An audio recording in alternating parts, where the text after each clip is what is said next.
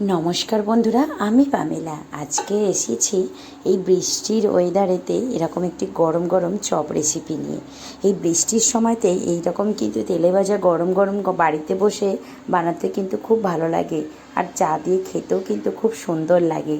তো বৃষ্টির দিনে তো বাইরে যেতে পারবেন না, তাই বাড়িতে বসে ভাবছেন নিশ্চয়ই কী বানাবো, কী চপ বানাবো, কি আর কতটা তাড়াতাড়ি সম্ভব সেটা বানানো। তো তার জন্য কিন্তু পারফেক্ট এই রেসিপিটি।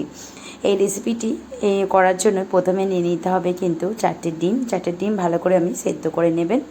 ডিমটা সেদ্ধ করার সময় একটু লবণ দিয়ে দিবেন, যাতে দেখতেই পেলেন আমি একটু লবণ দিয়ে দিলাম, যাতে করে কি ডিমটার গা থেকে খোলা ছাড়াতে খুব সুবিধা হবে। তারপরে নিয়ে নেবেন একটা বড় দেখে বাটি। আপনি যদি আরও ডিমের বানাতে চান তো আরও বাটি নিতে একটু বড় দিতে পারেন। তাতে একটু লবণ দিয়ে দিতে হবে, হলুদ গুঁড়ো দিতে হবে, গোলমরিচের গুঁড়ো। ডিম আছে, গোলমরিচের গুঁড়োটা একটু দেওয়ার চেষ্টা করবেন, তাহলে কিন্তু খেতে খুব ভালো লাগে।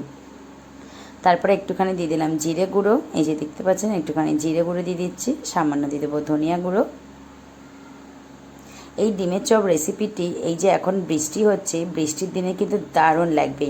বৃষ্টির দিনে এই উপযুক্ত চপ রেসিপিটি পরিবারের সকলের সাথে আনন্দ উপভোগ করে খান, দারুণ দারুণ লাগবে কিন্তু। একটু টমেটো কেচাপ আর না হলে কিন্তু গরম গরম চা বা কফির সঙ্গে একদম পুরো জমে যাবে আড্ডা। তারপরে এই যে সব মশলাগুলো দিয়ে দেওয়ার পর দিয়ে দিলাম একটু বেকিং সোডা।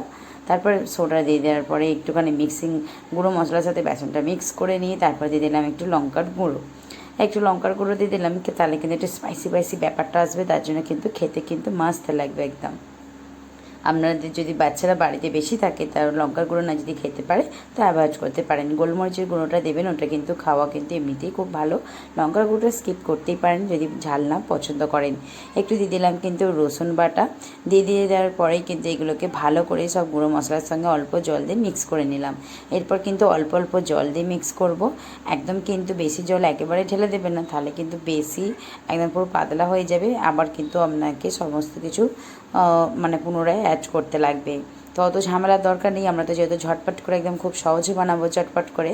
তো চটজলদি বানানোর জন্য কিন্তু অল্প অল্প করেই জল দেবেন। কিন্তু প্রথম থেকে বলেন না যে আড়া কাজের কাজ বাড়া হয়ে যায়, তো ওই জন্য বলছি যে যদি তাড়াতাড়ি করে কিন্তু করতে যান তাহলে কিন্তু জলটা বেশি পড়ে যাবে, তার জন্য কিন্তু একদমই ভালো হবে না।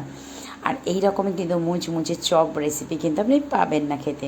তাই জন্য বললাম যে অল্প অল্প করে জল দিয়ে এবার এই স্কিটাতে ভালো করে কিন্তু ফেটে নিতে হবে। আমাদের কাছে না যেটাতে থাকে তাহলে কিন্তু কাঁটা চামচ বা এমনি চামচতে ভালো করে কিন্তু হাতের সাহায্যে ভালো করে দেখতে পাচ্ছেন নাড়িয়ে কিন্তু ভালো করে ফেটিয়ে নিচ্ছি। যত ভালো ফাটাবেন তত কিন্তু ভালো ফুলবে, আর ক্রিসপিটাও কিন্তু খুব সুন্দর হবে। দেখতেই পাচ্ছেন, ব্যাস এতটুকুই করবো, এর থেকে বেশি পাতলা করার কোনো প্রয়োজন নেই, কারণ আগে গিয়ে দেখুন কিভাবে কিন্তু আমি চপটা রেসিপিটা তৈরি করি। চলুন, এই স্টেপটা হয়ে গেল, এবার একে 10 মিনিট মতন চাপা দিয়ে রেস্ট রেখে দেবো। বাকি যে স্টেপটা আছে তো সেই স্টেপটা কিন্তু করে নেব। তো বাকি স্টেপ করার জন্য কিন্তু আমার ডিম ওইদিকে কিন্তু সেদ্ধ হয়েই গিয়েছিলো। তো আমি এটা অফ ক্যামেরাতে ডিমটা কিন্তু ভালো করে কিন্তু ছুলে নিয়েছি, ভালো করে ডিমের খোসাগুলো কিন্তু ছাড়িয়ে নিয়েছি। আর এখানে দেখুন আরেকটু জল দিয়ে আরেকটু মানে পাতলা করে নিলাম, কারণ এটা রেস্ট দিলে কিন্তু এই জিনিসটা ঘনত্বটা আরও বেড়ে যাবে।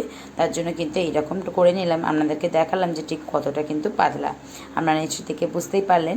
তো এবার এই যে বললাম যে ডিমের গা থেকে কিন্তু খোলাগুলো ছাড়িয়ে নিয়েছি, আর এইদিকে কিন্তু ডিমটা কাটিং চলছে। হ্যাঁ বন্ধুরা, ডিমটা কিন্তু এরকমই ছুরির সাহায্যে গোল গোল করে কাটবেন, তাহলে কিন্তু খুব কিন্তু ভালো হয়। ছুরি না থাকলে ওই আর কি খুন্তি বা চামচের সাহায্যে কাটতে পারেন, তবে ছুরিটা হলে সবথেকে বেটার হবে, সাইজগুলো কিন্তু পারফেক্ট কাটা হবে, ফেটে যাবে না। আর ডিমটা এই যে বললাম লবণ দিয়ে দিলে কিন্তু এই যে দেখুন একটু শক্ত ভাব থাকে, কেউ একদম নরম করবেন না। একটু ডিমটা সেদ্ধ করার পর 10 মিনিট পর একটু চাপা দিয়ে রেখে দেবেন, তাহলে কিন্তু আরও খোলাটা ছাড়াতেও সুবিধা হবে, ভেতর থেকেও কিন্তু একদম যদি একটু সেদ্ধতে কম থাকে তো এটা কিন্তু একদম পারফেক্ট তৈরি হয়ে যাবে। তারপরে টমটমগুলো এরকম গোল করে পাতলা করে স্লাইস করে কেটে নিলাম, ছুরির সাহায্যে কেটে নিলাম, কারণ ছুরির সাহায্যে দেখুন কত সুন্দর করে স্লাইস করে কিন্তু কাটা যায়। তো 10 মিনিট আমার রেস্টে ছিল, রেস্টে থাকার পর দেখতে পাচ্ছেন এইরকম কিন্তু ঘনত্ব আমার দরকার। এরপর এই যে ডিমের যে স্লাইসগুলো করে রেখেছিলাম তার ওপর কিন্তু আমি টমেটোমের প্রত্যেকটা স্লাইস একটা একটা করে কিন্তু দিয়ে দিচ্ছি। দেখতেই পাচ্ছেন কত সুন্দর লুকটা এসেছে, একদম সাদা তার হলুদ আর লাল, একদম দারুণ কম্বিনেশন, একদম দারুণ দেখতে লাগছে। যেমন দারুণ দেখতে তেমন কিন্তু দারুণ খেতেও লাগবে বন্ধুরা। এই বৃষ্টির দিনে চটজলদি চপ রেসিপি খেতে ইচ্ছা করলে কিন্তু অবশ্যই এই রেসিপিটি আমি রিকোয়েস্ট করছি বানিয়ে দেখুন, বাড়ির সবাই প্রত্যেকে কিন্তু খুশি হয়ে যাবে। চলুন এবার কিন্তু কড়া নেওয়ার পালা। এত অনেক কথা বলা হয়ে গেল। তারপরে ওপর থেকে একটু লবণ দিয়ে দিতে হবে, এমনি যে আমি সাদা লবণ যে রান্নাতে ব্যবহার করে থাকি আমরা সেই লবণই আর কি। তারপরে একটু লঙ্কার গুঁড়ো দিয়ে দিতে হবে, এটা একটু চটপটা টাইপের খেতে ভালো লাগবে। ব্যাস আর কিছু দেবো না। এবার কিন্তু এই যে আমি বেসনটা রেডি করে রেখেছিলাম, ওই বেসনটাই ওপরে ডিপ করে ভালো করে কিন্তু এপিট ওপিট করে দেখুন বেসন লাগিয়ে নিয়েছি। আর এদিকে একটা কড়া বসে নিয়েছিলাম, কড়াতে তেলটা কিন্তু ভালো করে গরম করে রেখেছিলাম। আর দেখুন মিডিয়াম টু লো ফ্লেমে রাখবেন বন্ধুরা, এই সময় হাই ফ্লেমে রাখবেন না, তাহলে তাড়াতাড়ি কিন্তু পুড়ে যাবে। মিডিয়াম টু লো ফ্লেমে রাখবেন। আর তেলটা মোটামুটি গরম হবে, মানে 60 থেকে 70% এরকম গরম হবে। একদম ধোঁয়া ওটা গরম করবেন না, তাহলে ছেড়ে দেওয়ার সঙ্গে সঙ্গে কিন্তু লাল হয়ে যাবে। তো মোটামুটি দেখবেন হাতের তাপটা নিতে পারছেন, সেই রকমই কিন্তু মানে 50% মতন গরম হবে, তখনই কিন্তু দিয়ে দেবেন তেলে। এইভাবেই কিন্তু তেলে ভাজা, যে কোনো তেলে ভাজা কিন্তু এইভাবেই তেল গরম করে ভাজবেন। হাই ফ্লেমে একদম ধোঁয়া ওঠা তেলটা গরম করলে কী বলুন তো, সঙ্গে সঙ্গে দিলে কিন্তু তার পোড়া ভাবটা চলে আসে, আর উপরে লালচে ভাবটাও চলে আসে তাড়াতাড়ি। তো ভেতর থেকে কিন্তু বেসনটা কাঁচা থেকে যায়। তাই মিডিয়াম ভাবে গ্যাসের ফ্লেমটা রেখে তেলটা গরম করে নিয়ে এইভাবে মিডিয়াম টু লো ফ্লেমে রেখে একে একে করে কিন্তু সব চপগুলোই ভেজে নেবো। দেখতেই পাচ্ছেন গোল্ডেন ব্রাউন কালার করে কিন্তু ভেজে নিয়েছি।